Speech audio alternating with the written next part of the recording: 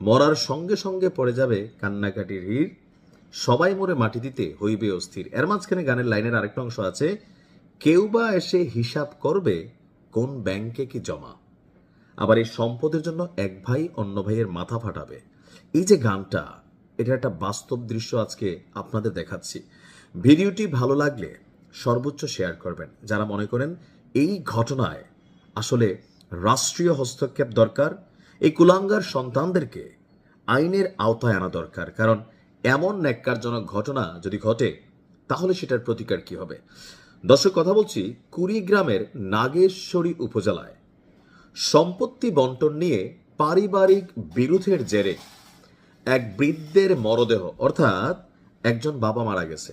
এখন সম্পত্তি ভাগবাটোয়ারা নিয়ে 30 ঘন্টা, কয় ঘন্টা, 1 ঘন্টা 2 ঘন্টা না, 30 ঘন্টা দাফন ছাড়া ওনাকে রাখা হয়েছে।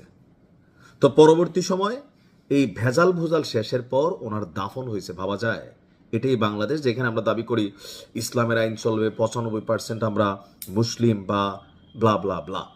আর ঘটনার প্রেক্ষাপট হচ্ছে গত 18ই ফেব্রুয়ারি রাত 11টার দিকে লিখিত চুক্তিতে দুই পক্ষের স্বাক্ষরের পর দাফন সম্পন্ন হয়। নাগেশ্বরী পৌরসভার 7 নং ওয়ার্ডের পায়রাডাঙ্গা বাজার এলাকা। কারা কারা আছেন, মানে এই ঘটনার সাক্ষী আপনারা, ওই এলাকার মানুষ, প্রতিবাদটা আপনাদের কাছ থেকেই আসা উচিত। এখন স্থানীয় সূত্র বলছে বা লোকাল পিপল বলছে, আজিজার রহমান যিনি মারা গেছেন, বয়স ছিল মৃত্যুকালে 75 বছর। তো উনি বার্ধক্যজনিত কারণে মারা যান। পরদিন বুধবার 11টায় জানাজা নির্ধারণ করে এলাকায় মাইকিংও করা হয়ে গেছিল। তবে সম্পত্তি ভাগাভাগি নিয়ে আপনার সন্তানদের মধ্যে বিরোধ দেখা দিলে নির্ধারিত সময়ে জানাজা অনুষ্ঠিত হয়নি।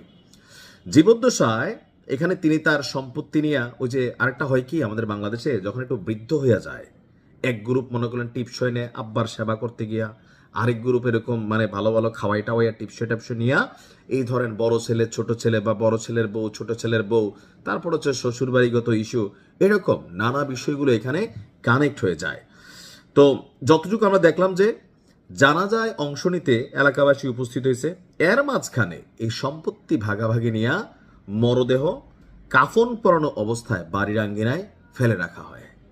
এই ছিল আজিজ রহমানের 75 বছরের জীবনের অর্জন, যে এরকম কুলাঙ্গার কিছু সন্তান জন্ম দিয়ে গেছেন। মানে আমার কাছে মনে হয় যে এই বিষয়গুলোতে রাষ্ট্রীয় হস্তক্ষেপ আসলে দরকার হয়। কারণ একজন মৃত মানুষ, ইসলামের দৃষ্টিতে কি, একজন মানুষ যখন মারা যায় যত দ্রুত, আমরা এটা করি কি গ্রামগঞ্জে ওই বিদেশ থেকে ছেলে আসবে, এটা আবেগের পয়েন্ট অফ ভিউতে হয়তো অনেক সময় লাস্টটা 24 ঘন্টা ফ্রিজিং করা হয়। কিন্তু সম্পত্তি ভাগাভাগি নিয়ে আমার কাছে মনে হয় তৌহিদি জনতা মাজার ভাঙ্গার জন্য দৌড় দেয়, তৌহিদি জনতা মব তৈরির জন্য দৌড় দেয়। ওই এলাকায় কিরকম তৌহিদি জনতা ছিল না, যে ধৈর্যা এই যে ভাইটাই যেগুলা ছিল মান্দার গাছের সাথে ঝুলাইয়া আস্তে আস্তে করে এদেরকে আদর করতো রূপসা দিয়া। এটা ওই এলাকাবাসীর দায়িত্ব ছিল। আমরা নিউজ করলে এখন লিখবেন ঠিক ঠিক ঠিক, কিন্তু যারা আপনারা ওই এলাকার আছেন আপনাদের ভূমিকাটা কি ছিল? এই 2 ভাই বা 3 ভাই যারা আছেন ওনার সন্তানরা, আমি মনে করি রাষ্ট্রীয়ভাবে যদি একটা ঘটনার বিরুদ্ধে ব্যবস্থা নেওয়া হয়, তো বাকি যারা আছে, এই ঘটনাগুলো তো অ্যাভেলেবেল না। আমি এই গত 6-7 বছর এরকম নিউজ 5-7টা করছি। মাঝে মাঝে নিজেরও ভয় লাগে, সম্পত্তি কামাচ্ছি। আসলে মানে আমার চোখে দেখা কয়েকটা ঘটনা আছে। আমি এরকম দেখছি যে ধনাঢ্য মানুষরা যখন মরে তখন কান্দাকাটি কম হয়। মানে যে কোনো একজন পরিচিত আত্মীয় আছে, নাম নিলাম না, তো উনি যখন মারা গেল তো ওনার একটা রুম ছিল। তো এই রুমের মধ্যে উনি আবার সব কিছু, ধরেন কোন সন্তান কয় টাকা নিছে, কোন ছেলে কয় টাকা নিছে, কোন নাতিরে কয় টাকা দিছে, এগুলো তিনি আপনার একটা কাগজে লিখিত রাখতেন।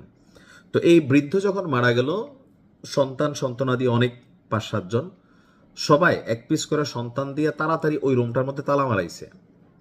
কান্নাকাটি পরে, আরে তাড়াতাড়ি যা আব্বার রুমের সামনে তালা লাগা। কেন?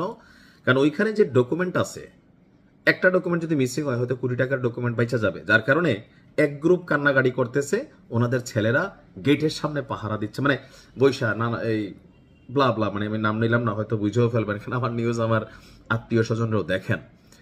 তো ওই দিন আমার কাছে ফার্স্ট যখন আমি দেখছি এরকম দৃশ্যপটের ঘটনা শুনছি, তখন মনে হয়েছে এই মানুষটা সারা জীবন যে সম্পত্তি কামাইলো কান্নাকাটি বাদ দিয়া, ওনার ঔরজাত সন্তানরা ওই রুমের মধ্যে থেকে কোনো ডকুমেন্ট মিসিং হয় কিনা সেই পাহারায় ব্যস্ত। তাহলে বাকিরা যারা কান্না করতেছে কান্নার জন্যই কান্না করতেছে। সবাই বৈশা আছে কোন সময় মাটি টাটি দিয়ে আইসা 5 দিন না খাওয়াইয়া সবাই একসাথে বসবে, কোন ফ্ল্যাট কে নিবে, কোন বাড়ি কে নিবে, ব্যাংকের টাকা কে নিবে, গাড়ির ভাড়া কে নিবে। That's the reality. আল্লাহ সবাইকে হেফাজত করুক, হেদায়েত করুক। আর এই ঘটনার দৃষ্টান্তমূলক বিচার দাবি করছি। আসসালামু আলাইকুম।